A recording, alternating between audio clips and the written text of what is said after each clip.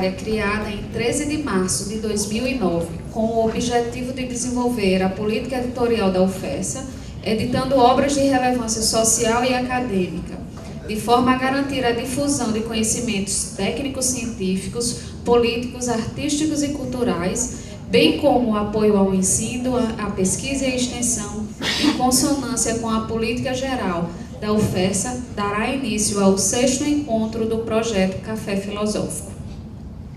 O Café Filosófico terá como finalidade básica promover o diálogo científico frente às publicações lançadas pela editora da UFESA. Agora, iniciaremos esse diálogo convidando o professor organizador Ricardo Antônio Faustino da Silva Braz para discutir acerca da obra Algumas Concepções no Ensino da Matemática, Tendências e Atualidades. Mais uma vez, boa tarde a todos. Quando a gente tem a proposta de escrever uma obra, não é? A gente tem que partir de atitude. E desde a hora e do momento que a gente pensou em escrever essa obra, foi com a cara e a coragem, né, digamos assim. Então, foi um trabalho que foi feito desde 2009, onde a gente iniciou a trajetória para chegar ao produto final, que seria a publicação desse livro. Mas, antes de tudo isso, eu sempre ouvi as pessoas dizer que você tem que plantar uma árvore, né, escrever um livro e ter um filho, né? Eu passei já por essas fases, né? Consegui primeiro plantar uma árvore, tenho uma filha com 12 anos, onde também é uma grande obra para mim, e um livro que foi o resultado, aqui, como eu falei, de pesquisa que a gente vem fazendo desde 2009, né? Então, nessa obra, a gente tinha uma preocupação inicial em trazer algumas dificuldades que a matemática tem surgido em sala de aula, né? Aquelas dificuldades que a gente tem para a sala de aula e que os alunos muitos se perguntam, né? Por exemplo, para que eu vou usar isso, para que isso serve e de que forma a gente poderia viabilizar o entendimento de uma matemática mais pura, né? Ao pé da letra, e trazer esse entendimento para a sala de aula. Antes de tudo isso acontecer, eu também gosto sempre de lembrar dos contos do meu avô, né? Meu avô, ele foi um dos responsáveis, digamos assim, para que eu fizesse o curso de licenciatura em matemática, porque me intrigava aquela coisa dele pegar números com milhares e fazer aí a soma bem rapidamente, entregar o resultado, tirar a prova do 9 fora e não errar nenhum resultado. Isso me deixava angustiado, eu dizia, como é que ele faz isso? Porque eu não consigo fazer umas continhas ali e ainda errava e tudo mais. Ele para mim foi um inspirador, meu avô me inspirou bastante para fazer o curso de matemática. E depois também teve a história de um menino que uma vez eu estava saindo de casa e indo para a escola e essa criança estava em um meio fio sentado, como a gente chama lá em Recife, eu acho que vocês sabem que eu sou de Recife, na beira da calçada, e estava chorando bastante porque tinha tirado uma nota ruim na prova de matemática.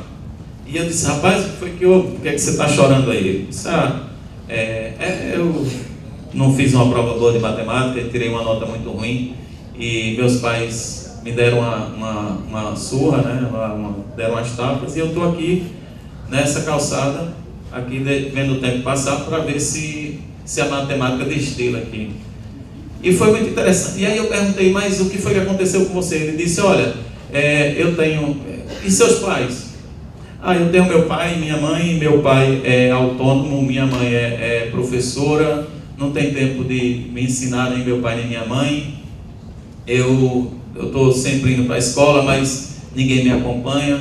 Eu fico na casa dos meus avós e lá eu sou sempre tido por meus tios e tias como um menino que não quer nada, que não vai ser nada nessa vida. E ainda uma tia minha que deu muito valor, me disse que no máximo eu vou ser um professor de matemática e que vou ganhar R$500 na escola de manhã, R$500 na escola à tarde, e que isso está muito bom, né? Eu ganharia aí R$1.000 de salário por mês e já seria o suficiente. Sim, mas e por que você está tão preocupado com isso tudo? Por que você não começa a ter suas metas, não é? E hoje em dia eu vi também o cara que é dono do MMA, que ele transformou 100 milhões em mais de $1 bilhão, quando ele disse, eu não olho nem meta e nem elogios, eu faço a coisa acontecer.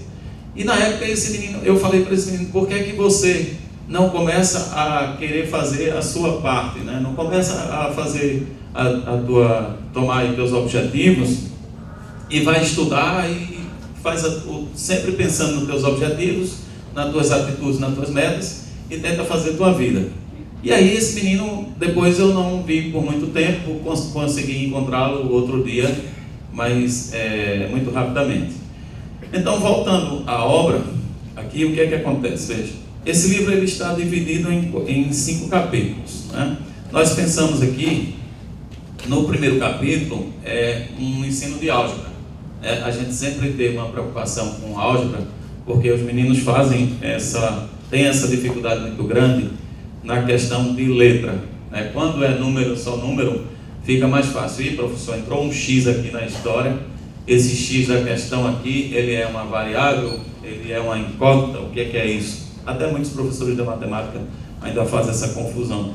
Mas aí, a álgebra, por ser um dos pontos mais problemáticos, digamos assim, da matemática em sala de aula, nós temos álgebra, geometria e as diversas áreas, nós pensamos em trabalhar também a questão da função, né? E aí onde foi que a gente trabalhou o uso da função exponencial nesse primeiro capítulo, pensando nessa questão justamente de investigar como é que a função crescimento e decrescimento pode ter uma influência forte no entendimento para a gente da matemática. Ora, a gente pensou, se as pessoas conseguem raciocinar alguma coisa ao pé da letra de crescimento e decrescimento, isso aí já leva a um certo conceito de lógica de matemática, e aí vai dar um respaldo para você avançar um pouco, pelo menos no entendimento da álgebra da matemática.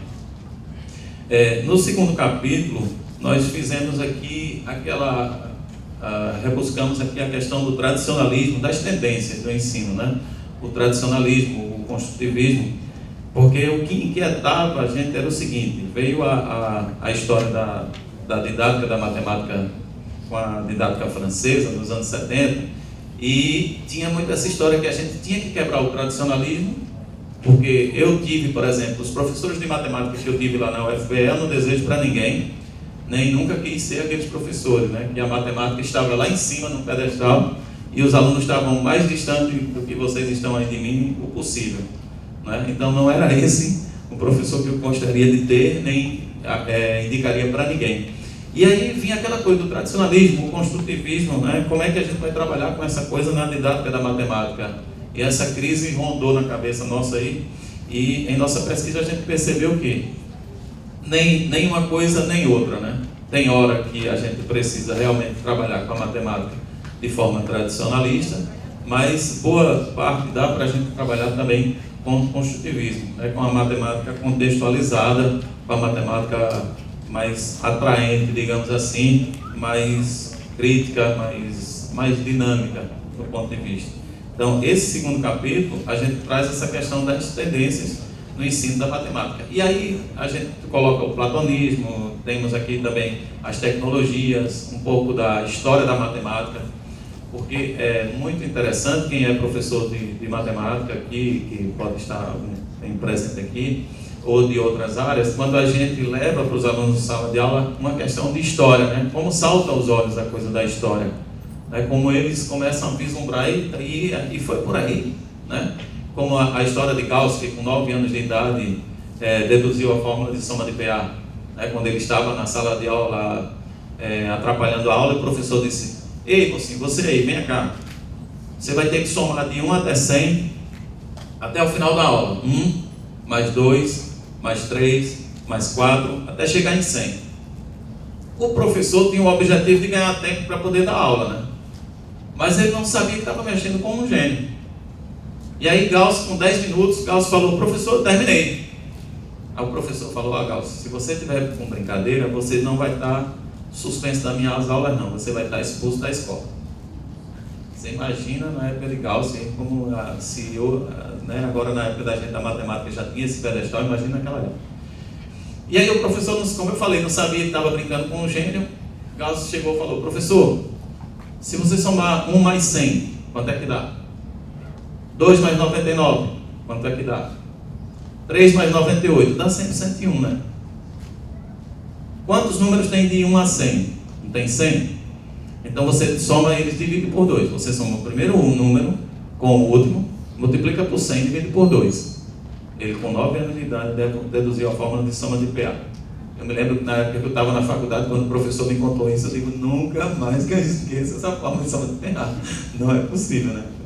E Gauss, daí ele expandiu e estourou com as equações abertas também da matemática, onde surgiu o cálculo diferencial integral, todo o estudo de cálculo que surgiu a partir da tentativa de resolução dessas equações abertas, que vocês sabem, e hoje em dia ainda existem 6 equações abertas e elas valem $1 milhão a resolução de cada uma delas, né? É por isso que eu digo que a gente está muito longe ainda de ser um excelente ou grande professor de matemática, né? Vai precisar aí de provar que ganha $1 milhão resolvendo essas questões. No terceiro capítulo é avaliação, formar ou somar. É aquela coisa da avaliação formativa ou somativa, na visão de Jansen, né, de Jansen Felipe, por exemplo, que nós temos o professor Marcelo Câmara também, que tem avaliar com o pé no chão da escola.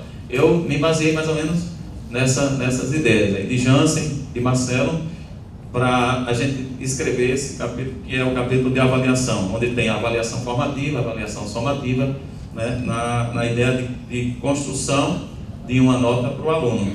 Então, esse capítulo, aí a gente traz Perrenot, também traz Jansen Felipe, tá? E aqui a gente faz um apanhado tanto da avaliação somativa ou cumulativa, ou a avaliação formativa, que seria mais interessante que a avaliação formativa.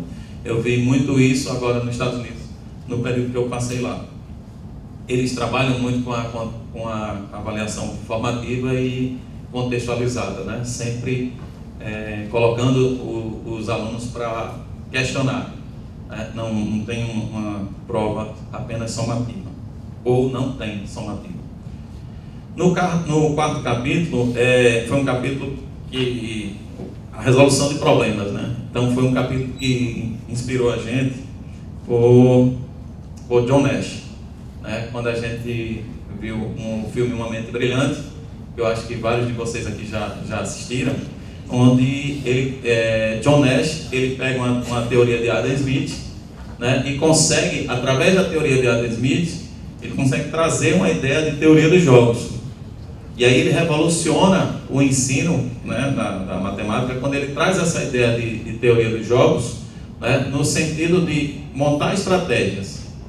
Por exemplo, vocês licenciados que estão trabalhando atividades em sala de aula, se essa atividade for um jogo, né, se vocês começarem a investigar aquele cara que ganha sempre, com certeza esse cara tem uma estratégia para ganhar, né? Tem sempre uma estratégia para ganhar. Então ele mostra uma estratégia para ganhar. E é interessante que quando a gente estava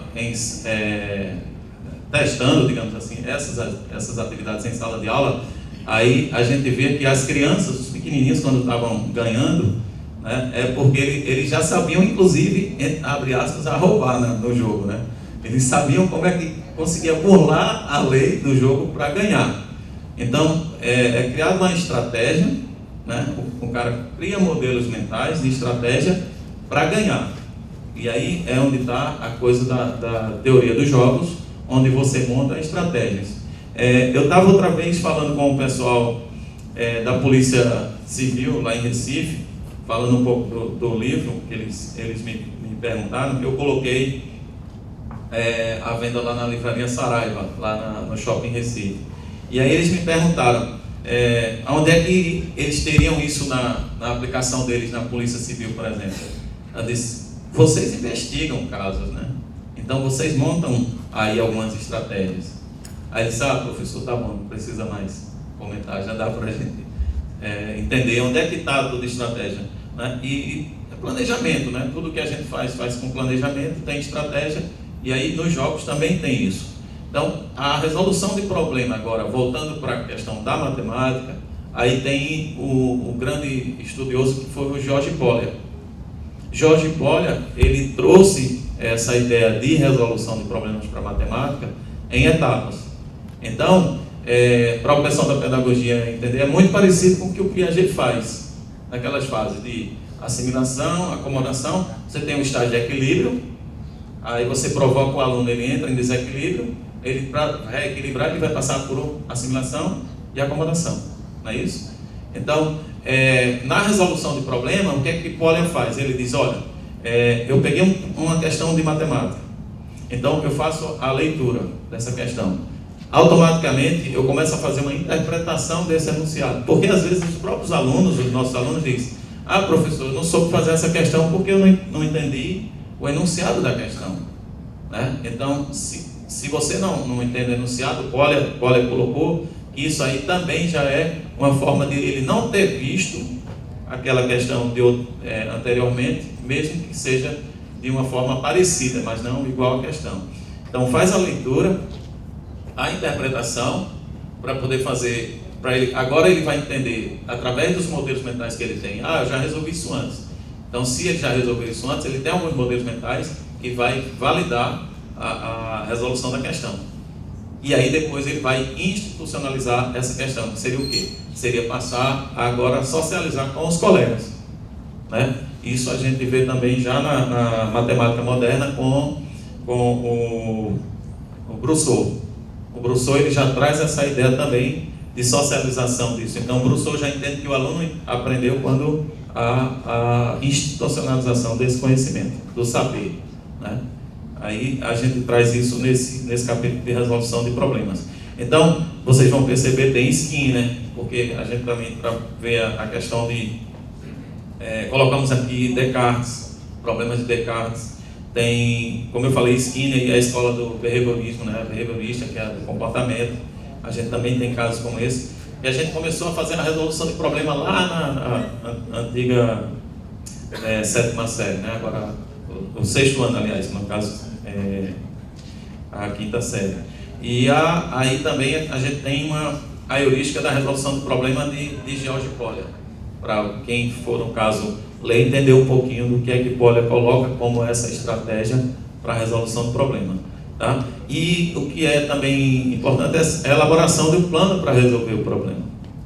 A gente, antes da gente chegar na resolução do problema, a gente precisa fazer uma elaboração de como se resolve esse problema para poder, em seguida, executar esse plano e aí chegar na resolução do problema. Isso não serve só para matemática, né? Isso serve também para as outras áreas de ensino. E aí a gente traz também aqui a questão do currículo, né? Esse currículo que ele não pode ser aquele currículo mais unilateral, não pode ser um currículo apenas aquela matriz curricular que a gente tem, né? A gente precisa ter um currículo que atenda aí as questões sociais, as questões políticas e econômicas também. Aí aqui nesse capítulo de resolução do problema a gente também tem esse apanhado. No quinto capítulo já é um capítulo que trata aí da questão das tecnologias, né? Que é as tendências no ensino da geometria. Tá? Geometria normalmente é uma disciplina que ela é bastante discriminada, assim, vamos dizer, entre aspas, nas escolas de ensino médio. A gente sempre deixa para o final do ano, que aí não dá tempo, né?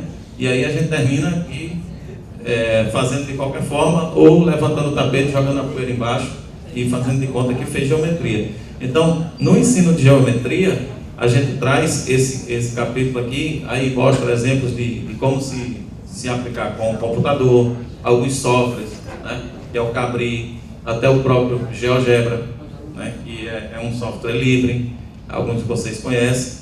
Eu não posso falar muito, que aí é tendencioso. Né? GeoGebra não dá para falar, né? Aí já é coisa tendenciosa. Mas enfim, aí temos então a parte da geometria na educação presencial e na educação à distância. E aí, nesse capítulo de geometria, a gente separou o ensino na educação básica também por fase, né? Fizemos um direcionamento do ensino de geometria para o ensino fundamental, ensino médio e ensino superior, tá?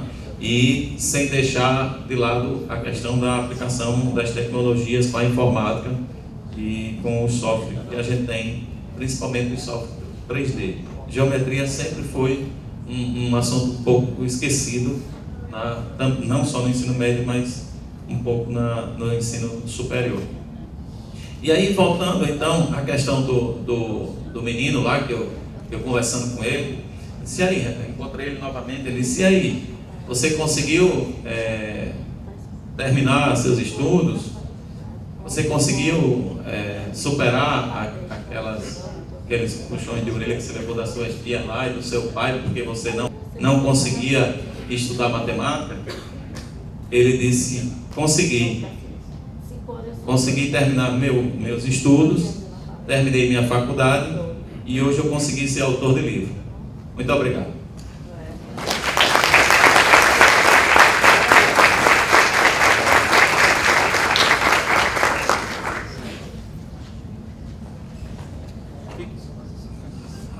Vocês fiquem à vontade para perguntar alguma coisa aí de algum capítulo. Se eu souber responder, eu respondo, senão eu peço ajuda aos universitários. Isso é uma constante na sala de aula, né? Os professores realmente, assim como os alunos, têm essas dúvidas que você explanou aí. E esse livro vem a contribuir com o ensino da matemática. Parabéns pela iniciativa. Eu estou muito feliz por adquirir a sua obra.